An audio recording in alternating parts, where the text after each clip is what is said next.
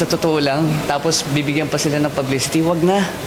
It's really not. It's you know, we're here to finish a lot of work that's a lot more important than Sabi ng Pangulo na makiya naman kayo mag-play po doon maano pa yung planting ng projects. Pero ngayon po yung mga tinutulong, pinakasuhan ay yung mga sinasabi raw na nagbubunyag ng mga katiwalian at mga mali-maliatang pera.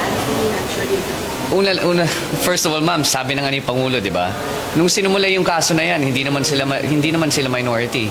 Tas majority sila nun. I believe the Ombudsman also said that in his he had an ASEAN event, there are over 100 complaints with the flood control scam. So I think we need to wait for the Ombudsman and see what his actions are.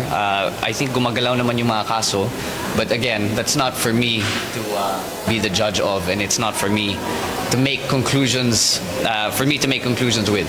pero kasama po yung pangalan niyo sa nabanggit na tumanggap po ng mali-maliatang pera. Ma'am, we don't dignify the testimonies of those fake Marines. Actually, bodyguard na lang ang tawag natin sa kanila.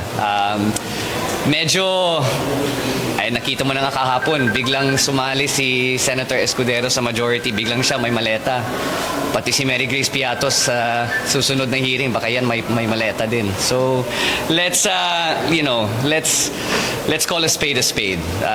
It's all BS. Okay? So, on filing a complaint po doon versus sa mga is it really worth it? Is it really worth it? Sa totoo lang. Tapos bibigyan pa sila ng publicity, wag na. It's really not. It's you know, we're here to finish a lot of work that's a lot more important than those who are planning these type efforts against the government. Ituloy na lang natin ang trabaho natin. Hey! Handa ka na ba? Para sa bayan! Fernando B. Camacho Jr. Komentarista ng bayan! Dugong maharlika!